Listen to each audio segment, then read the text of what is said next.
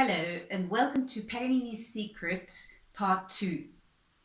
In Part 1, I explained what Paganini's Secret consists of and how one can literally develop a shortcut to left-hand violin technique by practicing a glissando scale with one finger and keeping the thumb in a fixed position from which to measure the distances.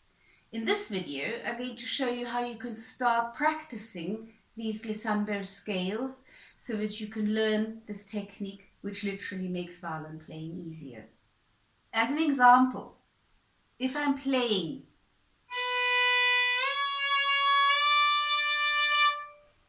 I'm just moving the finger. It's a small distance and I'm keeping my thumb in a fixed position. So I have a reference point, which is the thumb, and I can measure the distances with my fingers, and my fingers are able to move very precisely. If I play with a shift into third position, that's a big movement because my whole hand and arm is moving, and because I'm shifting into the next position, there's a small part where my hand loses contact with the instrument during the shift. And that causes the violin to move. And it's very hard to actually hit the note precisely after the shift, as I think anybody who's practiced shifts knows.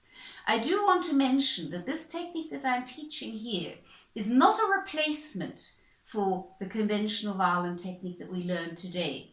It's an addition to the violin technique we learn, because obviously one still has to be able to play in the different positions and one still has to be able to shift. But there are many places where one can replace the shifting technique with the glissando technique by keeping the thumb in a fixed position and just moving the finger. Ricci always said, never jump, always connect. And that means that something has to remain in place, either another finger or the thumb.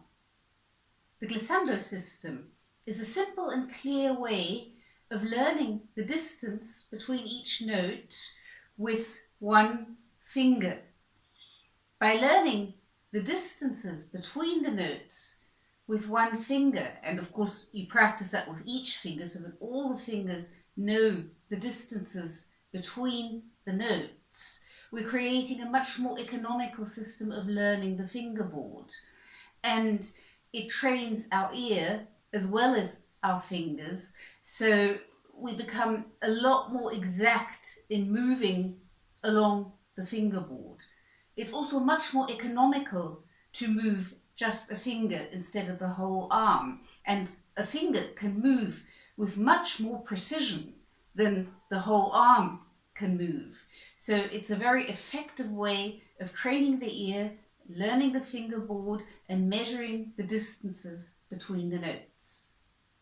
Just like it is easier for our finger to learn the distances between the notes if we have a fixed point of reference from which to measure from, which is the fixed position of the thumb, it is easier for our ear to learn to hear the distances between the notes if we have a fixed point of reference.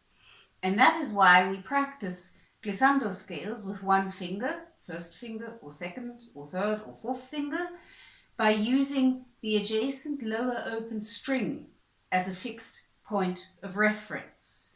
So we're going to start with a simple 1-octave major scale played with one finger, and we use the adjacent lower open string as a drone so that our ear can be trained to hear the distances between the notes.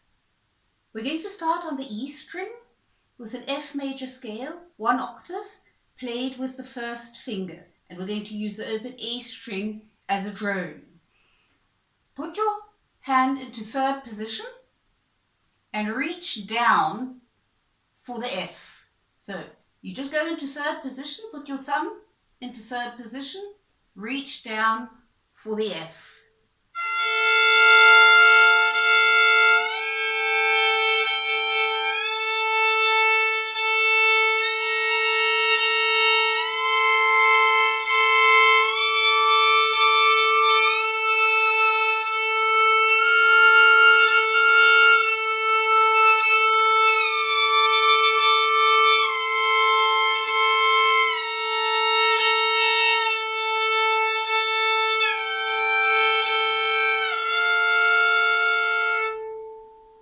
My thumb stays in the same place the whole time. It's just the finger moving up and back down again. Very important, do not press the string down all the way to the fingerboard. It's not necessary. It doesn't help the sounds. It sounds better if you don't press the string down all the way. And by slurring each note together, you are practicing the connection between the notes, because that's what we are practicing. We want to measure the distances, so we are practicing the connection. When you slide your finger from one note to the next, release the little bit of pressure that you have on the string until you hit the next note.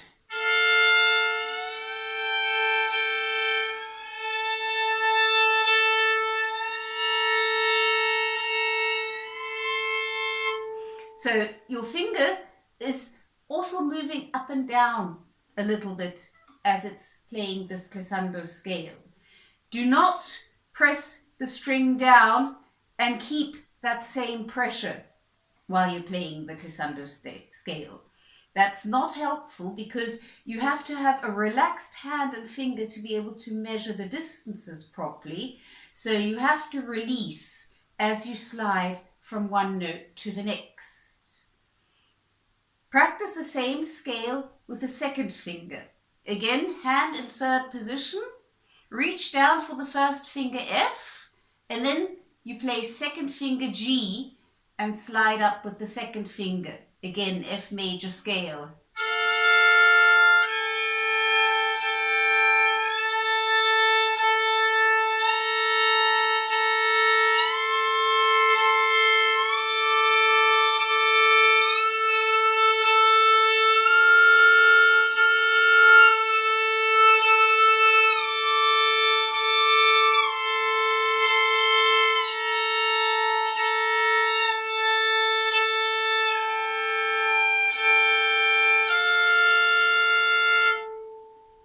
Third finger, same principle. Hand, thumb in third position, reach down, first finger F, second finger G, third finger A, and then you slide up.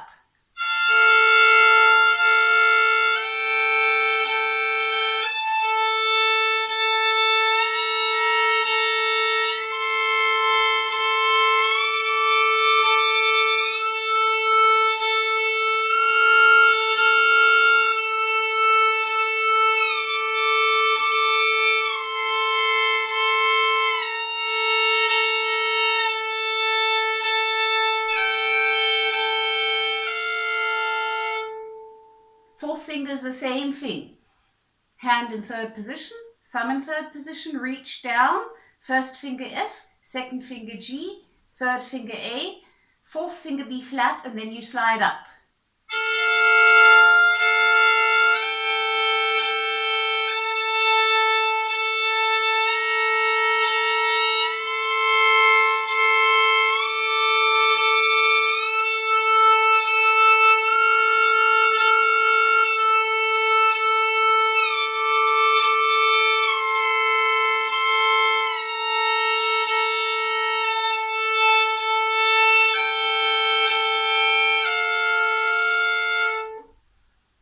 One of the most important sentences I heard from Ruggiero Ricci was, a shift is a connection and not a jump.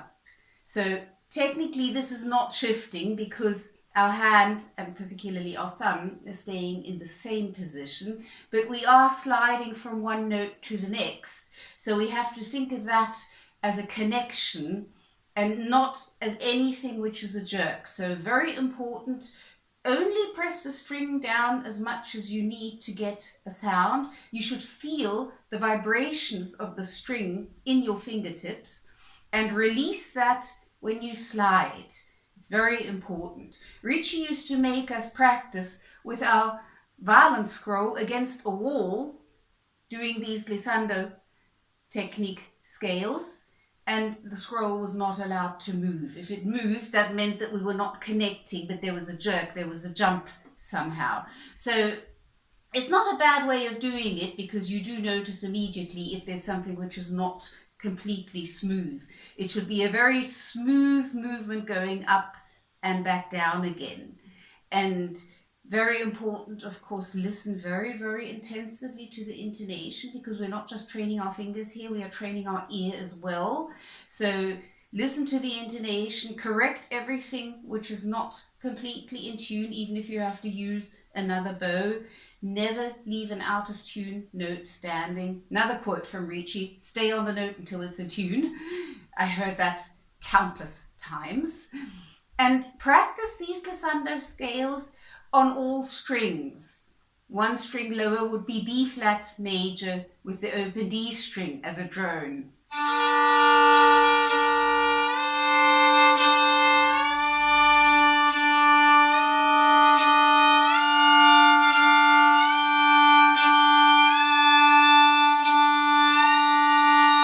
And back down again, and also with all fingers, and also on the D string with the open G string as a drone. That will be an E flat major scale. We start learning the glissando technique with a simple major scale, F major on the E string, B flat major on the A string, and E flat major on the D string, because those are intervals which are still comparatively easy to hear. And because our ear has to guide us, we have to be able to hear if the intervals are in tune. So that's why it's very, very important to be ultra critical with your intonation and listen very, very carefully how far the distance is from one note to the next. Correct everything which isn't perfectly in tune, because our ear guides us in the glissando system. In the next video, I will move on to chromatic glissando scales. They are more difficult to hear, which is why it's good to become a little bit familiar with the glissando technique as such, first with a major scale, which is easier to hear, before moving on to the more difficult to hear glissando scales. Hope you enjoyed this video, and see you next time for part 3 of Paganini's Secrets.